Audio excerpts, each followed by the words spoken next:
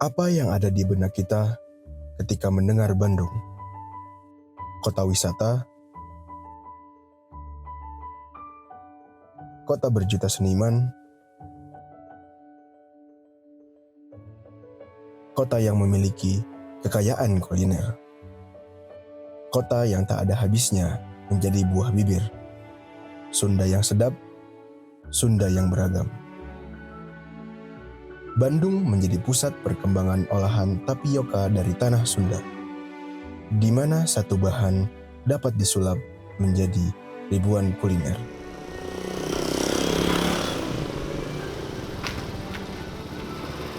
Saya Pak Mulyana, tapi kalau sehari-hari dipanggil Pate. Olahan dari Aceh itu yang dibilang kalau kata orang Sunda ya, banyak ragamnya gitu kan. Terus gampang diolahnya gitu. Sebenarnya sih berapa macam, ada yang 3 macam ya. Kalau Bapak mah bikinnya aci, terigu, tebe, tepung beras, gitu kan. Itu 3 macam. Kalau bumbu yang itunya penyedap rasanya terserah gitu kan. Ada yang udah jadi sekarang ya praktis kan, ada kayak karaiko, masako, ada mau bikin sendiri lah kayak sasa garamnya gitu kan, bikin sendiri bisa kalau bumbunya gitu kan. Cuma kalau bahannya cuma itu Bapak 3 macam. Karena Bapak modalnya kecil gitu ya, keadaannya kecil, jadi pilih yang kekejar gitu ya, kekejar dengan modal dan kemampuan gitu kan. Bukan yang gancilong itu sebenarnya sih bukan sombong ya, kebanyakan sih tua muda kalau yang udah tahu pasti jajan gitu.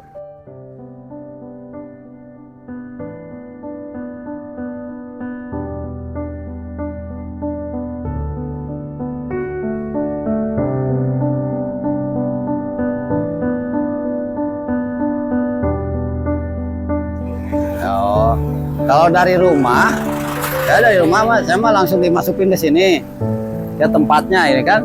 Nah, masukin ke sini, langsung dikasih air secukupnya, kayak terigu sama tempe sama aci, masukin sini sama bumbu, langsung pakai airnya secukupnya. Gitu ya.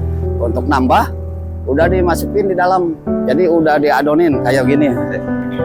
Aci, terigu, tempe udah di sini semua sama bumbu udah diaduk gitu kan. Jadi kalau habis ini nggak masukin airin lagi.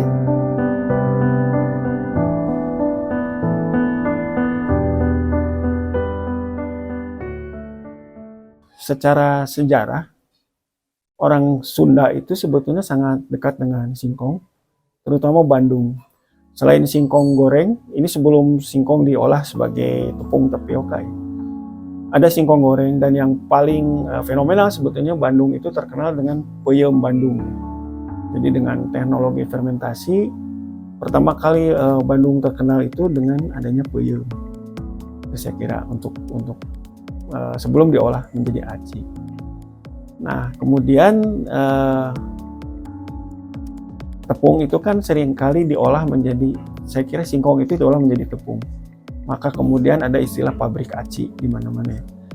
Nah, banyak yang dihasilkan dari aci itu yang kemudian juga menjadi makanan favorit terutama di Bandung. Kita yang paling pertama mungkin kita mengenal cilok. Kemudian banyak ada turunnya, ada cibai dan sebagainya. Terutama dia berkembang di beberapa tahun terakhir, saya kira karena kalau dulu hanya cilok saja. Atau kemudian ada yang disebut sate jepret, jadi mirip-mirip sate tapi sebetulnya dia bahannya aci. Nah kalau sekarang kan ada banyak sekali varian. Si harga tepung tapioka itu relatif murah, tetapi dia bisa diolah sedemikian rupa menjadi makanan yang tidak murahan, bergengsi lah. Artinya orang tidak malu juga pakai mobil dan membeli cireng misalnya. Otomatis juga akan banyak sekali pebisnis baik itu yang usianya menengah ke atas misalnya gitu ya. Tetapi yang muda-muda juga akan banyak, karena itu tadi dia akan dicampur dengan makanan-makanan yang sudah jauh lebih modern dan sangat kreatif. Mungkin aci ada yang pakai sosis dan sebagainya ya, kalau kita lihat. Nah ini akan memicu berkembangnya kreativitas dan memicu berkembangnya keragaman pengusaha usaha kecil. Karena mereka juga akan bersaing. Wah, yang kelompok itu udah bisa pakai sosis. Oh, saya akan mengembangkan pakai apa misalnya gitu ya. Pakai bumbu pizza atau apa mungkin itu bisa berkembang.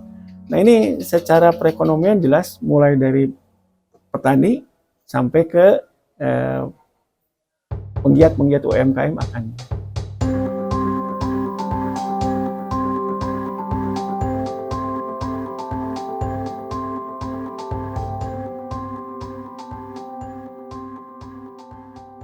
Sebetulnya tantangannya hampir di semua bidang kita ini diserang oleh produk-produk luar ya. Padahal kalau masalah rasa itu, masalah selera itu relatif. Tetapi mereka mampu membranding makanan-makanan mereka sehingga disukai oleh anak-anak muda, disukai oleh generasi-generasi yang lebih remaja. Nah, sebetulnya tantangan itu sudah mulai terjawab dengan pengembangan variasi dari olahan aci itu ya. Itu sebetulnya untuk menjawab tantangan itu. Tapi memang dalam konteks branding yang lebih luas, mungkin kita masih perlu banyak belajar ya. Bagaimana membranding suatu produk sehingga dia bisa menjadi populer di masyarakat. Nah, khususnya untuk pariwisata di Bandung, kita optimis lah bahwa makanan yang berasal dari singkong ini bisa menjadi makanan alternatif yang bisa menarik pariwisata dan bisa berkembang berkelanjutan. Kenapa?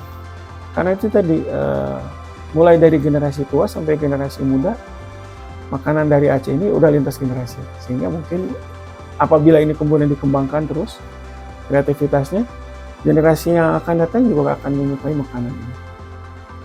Cilok, cimol, cilung, cimin, dan olahan aci lainnya menjadi pancawarna gastronomi Sunda yang berakulturasi seiring dengan perkembangan teknologi, membentuk ketahanan dalam pangan untuk Indonesia, untuk dunia. Tanah Sunda.